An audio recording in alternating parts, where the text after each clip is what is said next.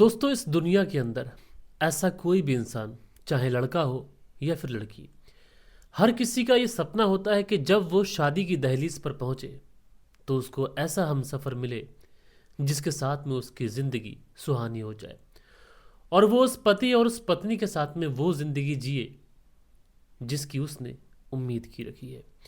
लेकिन कई बार दोस्तों ऐसा होता है कि इंसान की शादीशुदा ज़िंदगी में भी प्रॉब्लम्स आ जाती हैं और कई बार कुछ इंसान इस सब के लिए खुद जिम्मेदार होते हैं और कई बार ऐसा होता है कि हमारे जो बड़े बुजुर्ग होते हैं वो भी इस सब के लिए जिम्मेदार होते हैं।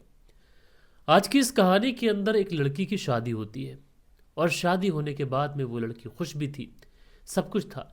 लेकिन जैसे ही सुहागरात की रात आती है और उस रात जैसे ही उसका पति उस कमरे के अंदर आता है और उसके बाद में जब वो अपने पति के प्राइवेट पार्ट यानी गुप्तांग को देखती है तो बेहोश हो जाती है और अगले दिन कुछ ऐसा होता है कि उस लड़की की तलाक हो जाती है। तो ये पूरी कहानी दोस्तों मैं आप लोग को सुनाऊंगा और इस कहानी के अंदर एक बड़ा मैसेज भी है। आप लोगों से रिक्वेस्ट है कि चैनल अभी नया है तो आपके प्यार की, आपके सपोर्ट की बहुत ज़्यादा ज़रूरत है। अमान अमरोही जो एक अच्छा काम कर रहे हैं इस चैनल पर, और मैं शाबिज मलिक, मैं भी अच्छा काम कर रहा हूँ। तो आप लोगों से रिक्वेस्ट है कि नए चैनलों को सपोर्ट करिए, अपना प्यार दिखाइए। बात करें दोस्तों आज की इस कहानी की, तो आज की इस कहानी की शुरुआत होती है पाकिस्तान के एक छोटे से गांव से। और इसी गांव के अंदर एक परिवार हंसी खुशी अपनी ज़िंदगी बिता रहा है। हालांकि परिवार के पास में उतने पैसे नहीं हैं, लेकिन उसके बावजूद भी इस पूरे परिवार के अंदर खुशियां हैं। परिवार के जितने भी सदस्य हैं वो अपनी अपनी ज़िंदगियों से बहुत ज़्यादा खुश हैं। परिवार में 3 लड़कियां हैं, 2 लड़कियों की पहले ही शादी हो चुकी है। अब इस माता पिता के सर पर जो एक जिम्मेदारी थी वो लास्ट जिम्मेदारी थी, यानी सबसे छोटी वाली बेटी जिसका नाम था रुवीना। रुवीना की उम्र भी शादी की हो चली थी, इसलिए परिवार वालों को चिंता होती है कि रुवीना की शादी की जाए। लिहाजा तमाम लोगों और रिश्तेदारों की मदद से रुवीना के लिए एक अच्छा लड़का मिल जाता है और उसके बाद में शादी की डेट वगैरह फिक्स हो जाती है।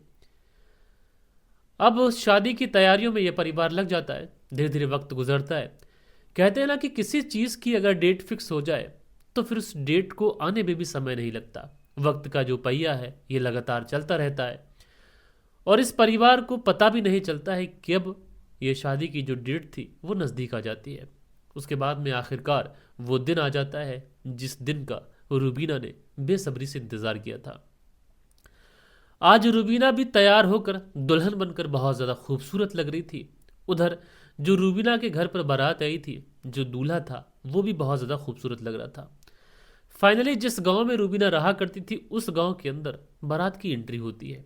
बारात का बड़े ही जोश और खरोश के साथ में स्वागत कर लिया जाता है। जो रस्म रहती है, जो रीति रिवाज रहते हैं, उस हिसाब से बारात को ठहराया जाता है। नाश्ता पानी से लेकर खाना दाना सब कुछ रुबीना की फैमिली वाले बहुत अच्छे से करते हैं। रुबीना के फैमिली वालों की ये पूरी कोशिश थी किसी भी तरीके से लड़कों वालों की तरफ से आए हुए किसी भी मेहमान को ऐसा लगे ना कि उनकी तीमारदारी में या फिर खातिर तवाज़ुन में कोई कमी आई है। फाइनली दोस्तों सारी रस्में हो जाती हैं। उसके बाद में वक्त आता है कि अब रुबीना और उसके शौहर का निकाह होना चाहिए। दोनों तरफ से लोग इकट्ठा होते हैं, निकाह होता है। निकाह होने के बाद में रुबीना भी कबूल है बोल देती है। इधर चारों तरफ मिठाइयाँ बढ़ जाती हैं कि शादी संपन्न हो चुकी है। लिहाजा उसके बाद में वक्त था अब रुखसती का। रुबीना जो इस घर के अंदर पली थी, बड़ी थी, उसकी आंखों से आंसू ज़ारों कतार बहते चले जा रहे थे। और इधर जो रुबीना की सहेलियां थी उसे वो ये कहकर परेशान कर रही थी कि अब तो तुम हमें भूल ही जाओगी। आज तुम जितनी ज़्यादा खूबसूरत लग रही हो उससे भी कहीं ज़्यादा खूबसूरत जीजा जी लग रहे हैं। तुम दोनों की जो जोड़ी है ये बहुत ज़्यादा अच्छी है और आगे अपनी ज़िंदगी में खुशहाल ज़िंदगी बिताओ। अब रुबीना यहाँ पर थोड़ा सा शर्माती भी है, अपनी सहेलियों को चुप भी कराती है, लेकिन सहेलियाँ जो थी वो लगातार रुबीना को छेड़ रही थी, रुबीना को हंसी हंसी में परेशान कर रही थी। फाइनली दोस्तों रुबीना रोती रहती है और एक दुल्हन विदा होकर अपने मायके से अपने ससुराल पहुंच जाती है। इधर रुबीना अपने ससुराल तो पहुंच चुकी थी, लेकिन रुबीना को इंतज़ार था कि रात हो वो अपने शौहर से कुछ बातें करे, कुछ कस्में ले, कुछ वादे ले और नई ज़िंदगी की शुरुआत करे। फाइनली ससुराल में पहुंचने के बाद में जो रीति रिवाज रहते हैं, जो रस्में रहती हैं, अलग अलग जगहों पर अलग अलग रस्में, वो सारी रस्मों की अदायगी होती है। उसके बाद में रूबीना को उस कमरे के अंदर दाखिल करा दिया जाता है जिस कमरे के अंदर आज रूबीना की एक तरीके से नई जिंदगी की शुरुआत होने वाली थी। कमरा पूरी तरीके से फूलों से सजा हुआ था। रूबीना उस कमरे में बैठ जाती है। रूबीना ने अभी अपना घूंघट भी नहीं उठाया था। रूबीना सोच रही थी कि उसके शौहर कमरे में आए, उसके बाद ही वो अपना चांद सा चेहरा अपने शौहर को दिखाए। लिहाजा कमरे का दरवाज़ा बंद हो जाता है। उधर जो रूबीना का शौहर था ये अपने दोस्तों के साथ होता है। तमाम रिश्तेदार अपने अपने घरों पर चले जाते हैं। कुछ लोग ऐसे थे जो इधर उधर सोने के लिए चले जाते हैं। फाइनली रात के 12 बजे के आसपास जो रूबीना के शौहर होते हैं वो कमरे के अंदर एंट्री लेते हैं। रूबीना की दिल की धड़कन तेज हो जाती है कि उसके शौहर कमरे में आ चुके हैं। अब रूबीना उम्मीद कर रही थी कि उसके शौहर आएंगे, उससे हालचाल पूछेंगे, उसका घूंघट उठाएंगे, उसको कुछ गिफ्ट देंगे और नई जिंदगी की शुरुआत करेंगे। लेकिन शायद ही रूबीना का महज एक सपना ही रह जाता है।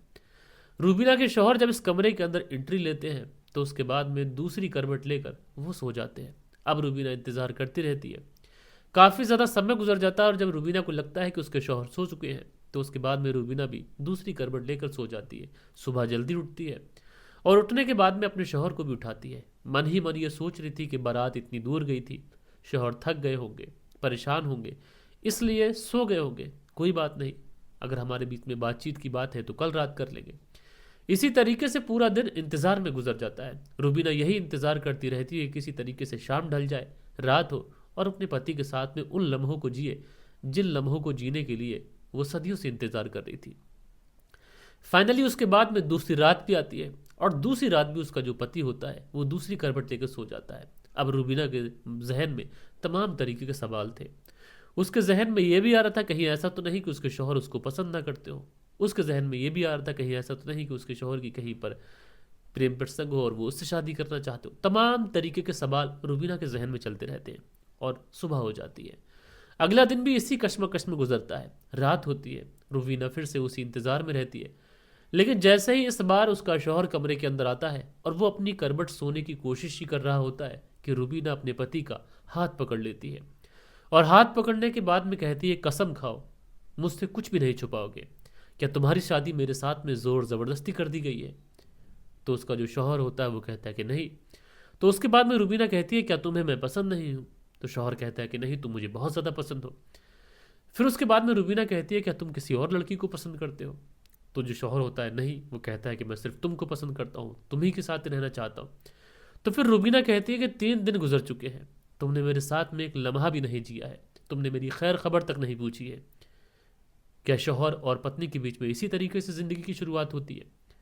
अब रूबीना इस तरीके के सवाल जब उस व्यक्ति से करती है तो वो कहता है कि मैं सब कुछ बताऊंगा, लेकिन तुम वादा करो कि तुम मुझे छोड़कर नहीं जाओगी। अब एक पत्नी से उसका शौहर जब ये बोले तो पत्नी का जो प्यार होगा, जो उसकी मासूमियत होगी, वो साथ में आसमान पर पहुंच जाएगी।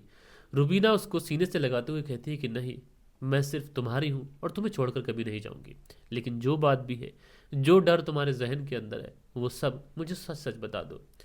तो उसके बाद में रूबीना का जो शौहर होता है वो कहता है कि दरअसल रूबीना, मुझे लड़कियों की तरह रहना पसंद है। मैं चाहता हूँ कि मैं भी नील पॉलिश लगाऊं, मेकअप करूं, मैं भी लड़कियों जैसे कपड़े पहनूं, लड़कियों जैसे बाल रखूं, लड़कियों जैसा रहन सहन रखूं, लेकिन मेरे घर वाले हमेशा मेरे इस सपने के आड़े आते हैं।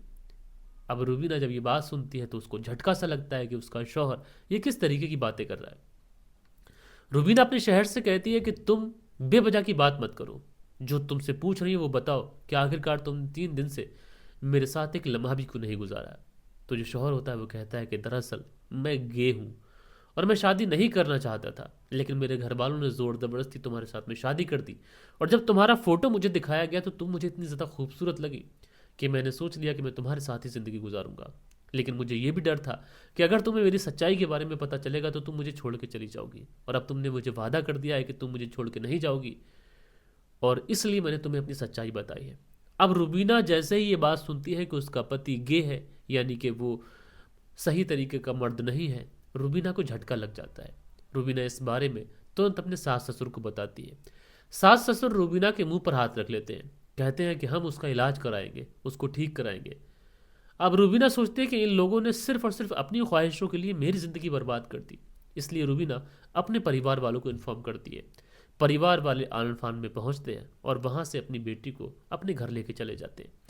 लेकिन उसके बाद में मामला पंचायत तक पहुंचता है। पंचायत से भले ही ये मामला कोर्ट पहुंच जाए, रूबीना की तलाक हो जाए, लेकिन ज़रा सोचिए कि एक लड़की जो कुंवारी थी, अब उसके ऊपर एक तरीके से तलाकशुदा महिला का टीका लग चुका है, उसके मुंह पर एक कालक लग चुकी है।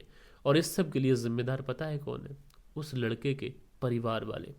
क्योंकि लड़के ने मना किया था कि वो शादी नहीं करना चाहता है, लेकिन उसके बावजूद भी उसके परिवार वालों ने सिर्फ और सिर्फ इसलिए शादी करा दी ताकि लोग समाज में बातें ना बनाएं। लेकिन उन्होंने किसी की बिटिया की ज़िंदगी खराब कर दी, इसके बारे में उन्होंने नहीं सोचा। तो इस कहानी के अंदर जो मैसेज मैं आप लोगों को देने की कोशिश कर रहा हूँ, वो मैसेज ये है कि कभी भी बच्चों की बिना मर्जी के भी शादी करना सही नहीं होता है। क्योंकि आज के इस दौर में क्राइम कितने हो रहे हैं, कोई पत्नी का कत्ल कर रहा है तो कोई पति का कत्ल कर रहा है। और इस सब के पीछे रीज़न यही है कि कहीं ना कहीं माँ बाप भी बच्चों की बात नहीं सुनते हैं। आप लोग अगर मेरी बात से एग्री करते हैं तो मुझे कमेंट्स करके ज़रूर से ज़रूर बताइएगा। हम लोग मिलते हैं कल के दिन किसी और स्टोरी के साथ में। जब तक के लिए अपना ख्याल रखें, देश का ख्याल रखें, परिवार के रिश्तों की अहमियत को समझें। जय हिंद, जय भारत।